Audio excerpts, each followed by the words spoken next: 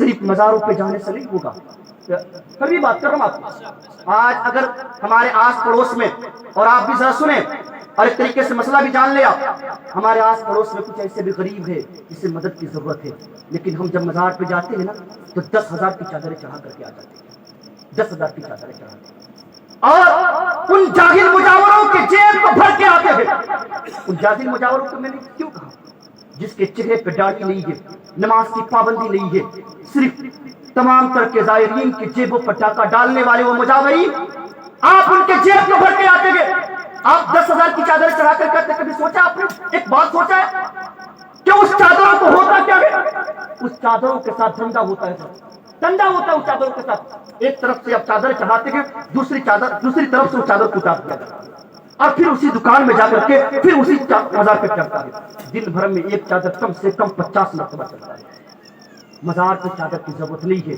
چادر ان غریبوں کے بدن پہ ضرورت ہے جن کے بدن پر کپڑے نہیں. جو لوگ ایک ایک کمبل میں، ایک ایک سوٹر میں پوری زندگی گزار رہے ہیں، کچھ ایسے بھی لوگ ہیں ماں باپ جو ایک ایک پیالی کے لیے ترستے ہیں، چائے کے لیے، اور بیٹا مزاروں پہ چادر چڑھا رہا ہے. ذرا سوچے تو صحیح. میاں سے فتوی پڑھ رہا تھا، فتاوی رضویہ میں لکھا بھی ہے، برا مت مانیے گا، دیوبندی کی فتوی مت لگا دیجیے گا، اللہ حضرت نے لکھا بھی ہے. میں جس مسلک کو آپ ماننے والے ہیں، جس امام کو ماننے والے ہیں آپ، میں اسی کا حوالہ دے رہا ہوں.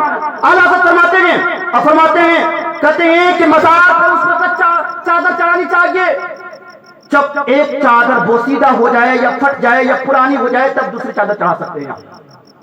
مسئلہ یہ کہا کہ جب ایک چادر وہاں پہ موجود ہو، ایک چادر، اور وہ بھی چادر اگر پرانی ہو جائے یا پھٹ جائے، تب دوسری چادر آپ چڑھا سکتے ہیں. لیکن آج ہم کیا کر رہے ہیں؟ جو بندہ جاتا ہے سب سے پہلا کام کرتا ہے جا کر چادر چڑھاتا ہے، چادر چڑھاتا ہے.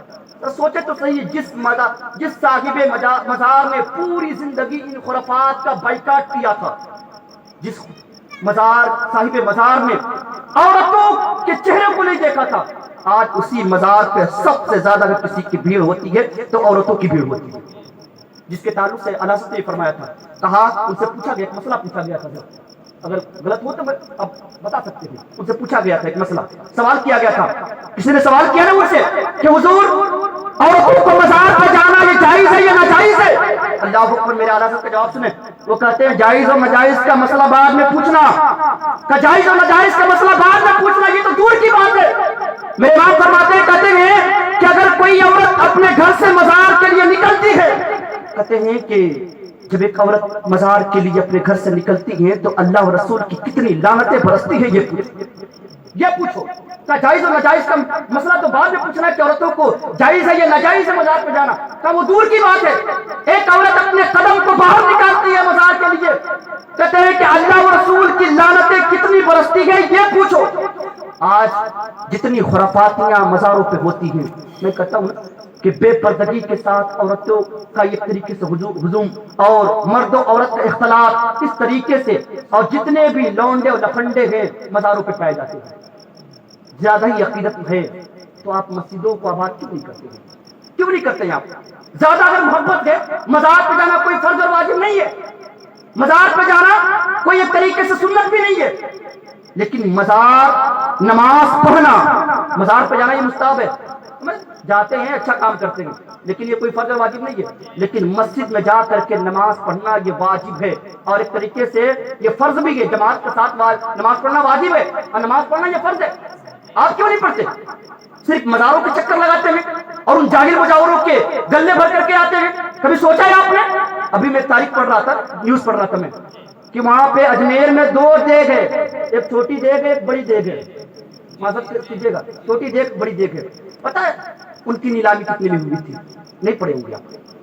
ہم صرف اور صرف یہ کرتے ہیں کہ ان پیسوں کے ساتھ کھلواڑ کرتے ہیں. اگر اللہ نے آپ کو پیسہ دیا ہے تو ایسے پیسے کو ہم ایسی جگہ پہ لگائے جہاں پہ آپ کا پیسہ کامیاب ہو. اس بڑی دیگ اور چھوٹی دیگ میں پتہ ہے کتنے بولی لگی تھی؟ 2,70,00,000 کی بولی لگی تھی. 2,70,00,000 کی صرف 15 دن کے لیے بولی لگی تھی. کوئی بندہ خرید لیا اس دیگ کو. آپ پیسہ ڈالتے ہیں، خواجہ غریب نواز کے آستانے پہ نہیں پہنچتا ہے وہ پیسہ.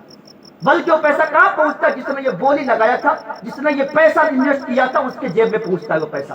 ذرا سوچے تو صحیح کہ اس کی آمدنی کتنی ہوگی۔ جو بندہ 2,70,00,000 روپیہ ایک دیگ کے لیے فروخت کرتا ہے تاکہ اس میں آمدنی ہو، کم سے کم میں سمجھتا ہوں کہ کروڑ روپے کو فائدہ ہوگا، تب تو اتنا پیسہ انویسٹ کیا اس نے۔ آج ہم کس طریقے سے کہاں پہ ہم سنیت کو کہاں لے کے جا رہے ہیں؟ برا مت مانیے گا، جائیں آپ، میں یہ نہیں کہتا، لیکن جائیں، لیکن سب سے پہلے ان غریبوں کا بھی خیال کریں جو غریب آپ کے آس اور پڑوس میں ہیں۔ میرے آقا نے فرمایا، کہا کہ اگر کوئی غریب محلے میں بھوکا سو جائے اور سارے محلے کے والے کھا کے سوتے ہیں، تو میرے رسول نے فرمایا کہ اس محلے والوں کی 40 دن تک نمازیں قبول نہیں ہوتی۔ 40 دن تک دعائیں قبول نہیں ہوتی۔ کہاں سوئے گئے آپ؟ صرف جلسے اور جلوس سے کام نہیں چلتا ہے، بلکہ اگر اللہ نے پیسے دیا ہے نا آپ کو، غریبوں کا بھی خیال کرے۔ اس طریقے سے اگر مزار پہ جاتے ہیں نا تو یہ خرافاتیاں نہ کریں آپ، بلکہ کہتے اور جاتے بھی تو اور بہت سارے خرافاتیاں کرتے ہیں۔ کن کن باتوں کو بیان کیا جائے؟ وہ جاتے ہیں تو سب سے پہلے متھا کو ٹیکتے ہیں، متھا رگڑتے ہیں، سمجھ رہے ہیں؟ یاد رکھیں، میں یہ نہیں کہتا ہوں کہ آپ ایک طریقے سے وہاں جاتے تو شرکیہ کام کرتے ہیں۔ غیر لوگ دیکھ کر کے ہمیں مشرک کیوں کہتے ہیں، قبر پجوا کیوں کہتے ہیں؟ کبھی آپ نے سوچا کیوں کہتے ہیں؟ وجہ یہی ہے، ہم سب سے پہلے مزار پہ جاتے ہیں تو جاتے ہی سجدہ کرنے لگتے ہیں، جبکہ اللہ حضرت نے لکھا بھی اس کو ہے تاکہ سجدہ تعظیمی بھی یہ حرام ہے۔ سجدہ تعبدی ہو تو یہ تو بالکل اتفاق کفر ہے، یہ دائرہ اسلام سے نکل جائیں گے۔ کہ سجدہ تعظیمی بھی تعظیم کی نیت سے، عزت کی نگاہ سے بھی اگر آپ مٹھا کو ٹیکتے وہاں پہ ہیں، مٹھا کو گھسیٹتے ہیں، تو کہتے ہیں وہ بھی حرام ہے۔ اعلیٰ سے پوچھا گیا تھا، حضور اگر کوئی مزار پہ جائے تو ادب کیسے کرے؟ جائے تو جائے کیسے؟ طریقہ بتا دے، طریقہ بتا دے۔ میرے امام فرماتے ہیں طریقہ آپ بھی دیکھ لیں، اور جب بھی مزار پہ جائے نا تو یہی کام کیا کرے۔ کہتے ہیں کہ اگر کوئی بندہ مزار پہ جانا چاہتا ہے تو سب سے پہلے پائنتی کی جانب سے جائیں، اور پائنتی کی جانب سے جا کر کے داہنے طرف 4 ہاتھ کے فاصلے پہ کھڑے ہو جائے، 4 ہاتھ کے فاصلے پر۔ کہا کہ 4 ہاتھ کے فاصلے پر، قریب نہیں بیٹھنا ہے، کہا 4 ہاتھ کے فاصلے پر بیٹھے، اور بیٹھ کر کے جو آپ کو قرآن کی آیت تو پڑھنا ہے اور پڑھ کر کے صاحب مزار کے نام سے سال ثواب کرے۔ کہا کہ حضور اگر چومنے کا دل کرے تو کیا کرے؟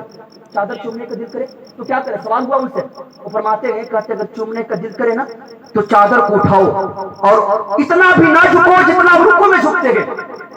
اتنا جھکنا بھی منع کیا حضرت نے، کہا کہ اتنا بھی نہ جھکو جتنا رکوع میں جھکتے ہیں۔ کہا کہ چادر کو اٹھاؤ، ادب سے چومو، رکھ دو اور پھر اسی جانب نکل پڑو۔ لیکن ہم لوگ جاتے ہیں بھیا تو پہلے تو جاتے ہی چادر پہ چادریں اور اتنے گاگر پہ گاگرے، اور ایک جاتے ہی متھا ٹیکنے لگتے ہیں، اور جب تک یہ کام نہیں کریں گے تب تک مراد پوری نہیں ہوگی۔ حقیقت بات بتا رہا ہوں، اگر فتویٰ لینا ہو تو تشریف لائیے گا میرے یہاں علماء کرام سے، اور حوالہ جو دے رہا ہوں نا کوئی ایرو غیر نتو خیرو کے کتاب کا نہیں، بلکہ فتاوی رضویہ کا حوالہ دے رہا ہوں آپ کو۔ جس اعلیٰ حضرت کو آپ مانتے ہیں نا، امام مانتے ہیں، مسلک اعلیٰ حضرت کا نعرہ لگاتے ہیں، اسی امام کی کتابوں کا حوالہ دے رہا ہوں۔ کوئی بری بات نہیں۔